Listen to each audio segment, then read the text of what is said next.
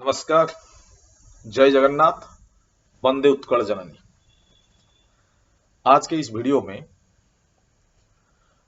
हम ये डिस्कशन करेंगे कि 2026 में जो इलेक्शन आने वाला है, बेसिकली उड़ीसा में क्या होगा, आज के दिन में क्या दिखाई देता है, कौन सा पार्टी लीड लेगा और कौन से मुद्दे पर उड़ीसा और सेंट्रल इलेक्शन जो उड़ीसा में होने वाला है, कौन से मुद्दे वहां पे उठने वाले हैं और उसका काउंटर कैसे होगा।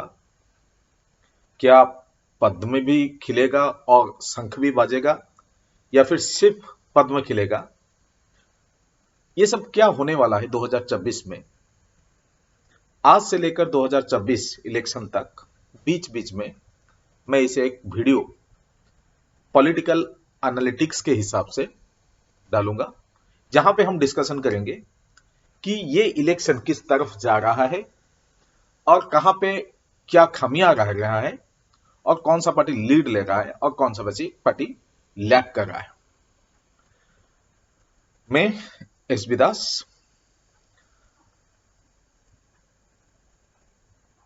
बीच बीच में ऐसे वीडियो मतलब एनालिटिक्स के दौर पर पेश करूंगा और ये उम्मीद रखूंगा कि आप लोग अपना जो व्यू है या फिर जो भी फीडबैक है वो चैनल में डालेंगे, so that I can improve the analytic part, so that it can go एक प्रोडक्टिव के रास्ते पर ये जाएगा। अभी उड़ीसा की बात करें तो उड़ीसा एक ऐसा राज्य है जहां पे करीबन 22 साल से नवीन पटनायक जी मुख्यमंत्री के तौर पर काम किए हैं। 2009 तक कोएलिशन गवर्नमेंट था बीजेपी और बीजेडी का। उसके बाद बीजेडी अलग हो गया और कंटिन्यूअसली बीजेडी सरकार बना रहा है। इसके बहुत सारे कारण हैं, लेकिन जो सबसे बड़ी चीज है जो बीजेडी को सरकार बनाने पे मदद कर रहा है वो ये है, the clean personality of mister Naveen Patnaik. Mister Naveen Patnaik कभी किसी के बारे में कुछ भी नहीं बोलते हैं। वो कभी भी वो जो कहते हैं ना कचरा फेंकने वाला राजनीति नहीं करते हैं। वो जब भी अपना भाषण रखते हैं तो टू द पॉइंट बोलते हैं और हमेशा उनका जो फोकस है वो उड़ीसा और उड़ीसा वासियों के ऊपर रहता है। और आज तक इतने साल राजनीति करने के बाद शायद उड़ीसा एक ऐसा स्टेट है जहां पे इतने साल मतलब सरकार में रहने के बावजूद चीफ मिनिस्टर नवीन पटनायक के ऊपर कोई भी मतलब एलिगेशंस नहीं है। ठीक है, पिछले इलेक्शन से पहले कोल स्कैम का इशू था, चिट फंड का इश्यूज था। अभी इतने बड़े बड़े इशू होने के बावजूद अगर बीजेपी उसको कन्वर्ट नहीं कर पाया तो आज के दिन में जो इश्यूज है उड़ीसा में, ऐसा नहीं कि इश्यूज नहीं है, इश्यूज है, उसको बीजेपी कैसे काउंटर करेगा, क्योंकि ये उतने बड़े इश्यूज नहीं है। चिट फंड वाला इशू नहीं है, कोल स्कैम वाला इश्यूज नहीं है, बहुत सारे मिनिस्टर्स जेल गए थे, बहुत सारे एलिगेशंस गवर्नमेंट के अगेंस्ट में था, लेकिन उसको भी एक प्रोडक्टिव रास्ते में बीजेपी नहीं ले पाया। तो आज क्या कर लेगा, ये एक इश्यू है, हमको सोचना पड़ेगा।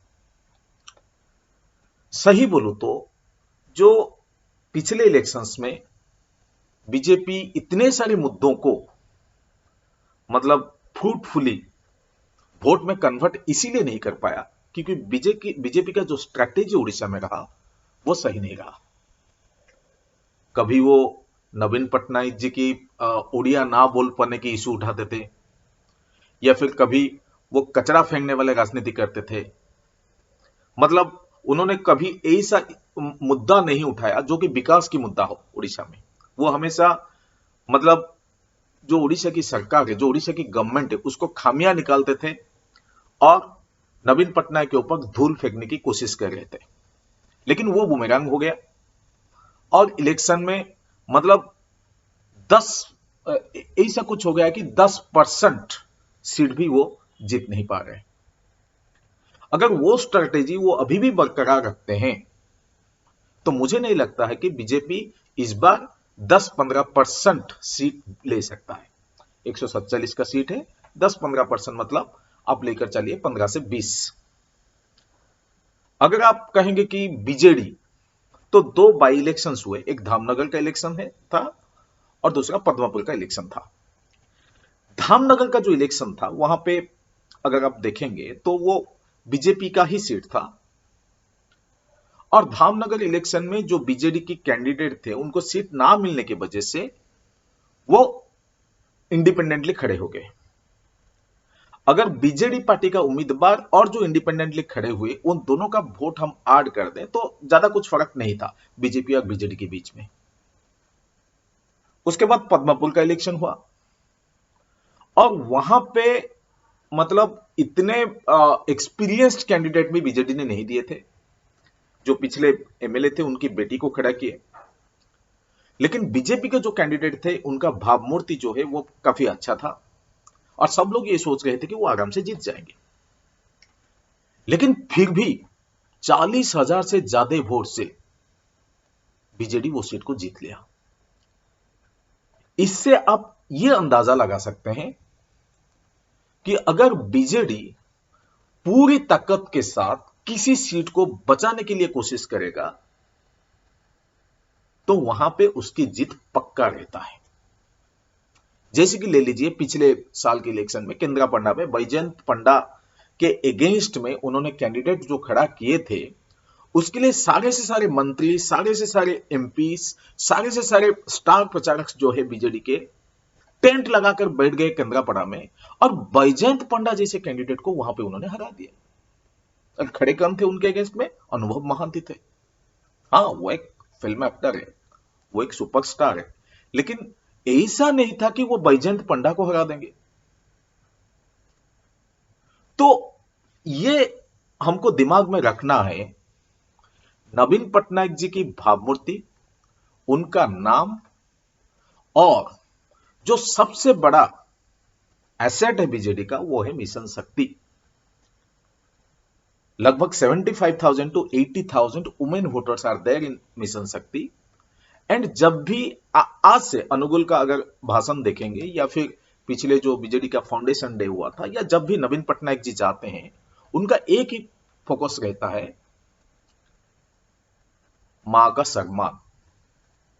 और ये जो मां का सम्मान के बारे में वो बताते हैं ये ट्रिक कर लेता है। अभी विपक्ष को क्या करना चाहिए? विपक्ष को भी वही मिशन शक्ति वाला जो एसेट उनके अगेंस्ट में खड़ा है उसको कैसे काउंटर करे उसके बारे में सोचना चाहिए। लेकिन ये लोग क्या करते हैं, ये उसको भूल जाते हैं। इतने बड़े मंत्री है धर्मेंद्र प्रधान, पॉइंट 1 में बता रहा हूं आपको, बांगपुर पे इलेक्शन के लिए जाते हैं, जय जगन्नाथ बोलते हैं, मोदी मोदी 10 बार बोलते हैं, लेकिन मां भगवती जो इष्ट देवी है बांगपुर के उनके बारे में नहीं बोलते हैं। नड्डा जी भी सभापति है। देखिए मोदी जी एक ऐसा प्राइम मिनिस्टर है, वो जिस एरिया में जाते हैं पूरी तरह से रिसर्च के साथ जाते हैं।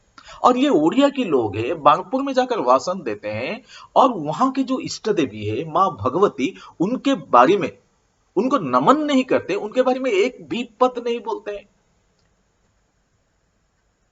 अगर ये छोटे छोटे चीज नहीं है, ये ऐसे चीज है जो मतलब वहां के लोगों को इमोशन को डायरेक्टली टच करता है।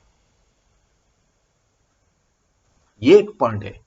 ये लोग अभी भी नहीं सुधार रहे हैं, अभी भी पक्का रिसर्च करके नहीं जाते हैं। और वहां जाने के बाद वो क्या कहते हैं कि हम लोगों, नवीन पटनायक जी बोलते हैं हम लोगों की ऐसा सेवा करेंगे और 100 साल तक हम लोगों का सेवा करेंगे। लेकिन ये उसको काउंटर के कहते हैं कि नवीन जी अहंकारी बन गए, 100 साल तक राज करने के बारे में सोच रहे हैं। क्यों नहीं सोचेंगे भाई? अगर उनका सोच है कि मैं अपने राज्यवासी का सेवा करूंगा, अगर वो सोचते हैं कि मैं 100 साल तक राज्यवासी का सेवा करता रहूंगा, अगर मौका मिलता है, बीजेडी सेवा करता रहेगा तो क्या गलत है इसमें? तो आप अपना एजेंडा बनाओ ना, आप क्या बनाना चाहते हो उड़ीसा को कैसे आप आगे लेना चाहते हो वो उसके बारे में बताओ ना। और वैष्णव जी आज क्या बोलते हैं कि मोदी का विजन ऐसा है उड़ीसा के लिए, उड़ीसा को $1 ट्रिलियन का इकोनॉमी बना देंगे। वो मोदी का विजन क्यों है, आपका विजन क्यों नहीं है वैष्णव जी? क्या आप उड़िया नहीं हो? और ये जो धर्मेंद्र प्रधान जी है या फिर आपका वैष्णव जी है, अभी बीजेपी भी क्या कर रहा है, सिलेक्टिव कैंडिडेट्स को मंत्री बनाता है, लेकिन जो पीपुल के द्वारा इलेक्टिव कैंडिडेट्स है उनको नजरअंदाज कर देते हैं।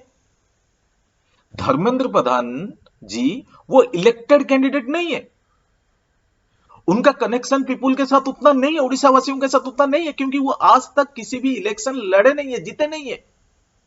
उनको ऐसे ही राज्यसभा के थ्रू में मंत्री बना देते हैं, लेकिन जो मेहनत करके यहां से कंस्टिट्यूएंसी से जीतते हैं उनको मौका नहीं मिलता है। 2-2.5 साल में प्रताप षडंगी जी को हटा दिए गए, अगर उनको हटा दिए गए तो उनके जगह पर कोई इलेक्टेड कैंडिडेट्स को आप दे देते, जिनका लोगों के साथ कनेक्ट है, जो लोगों के बीच में जाता है।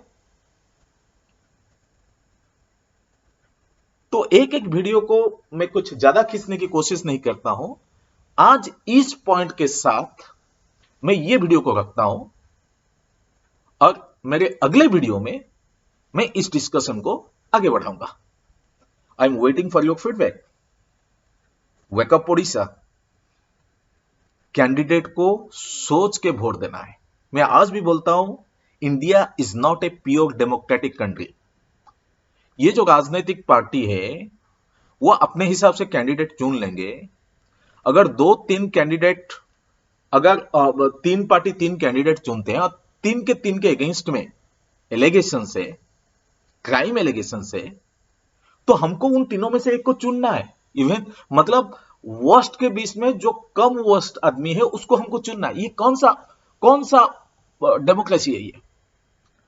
तो Indian democracy need some changes and we have to work for that.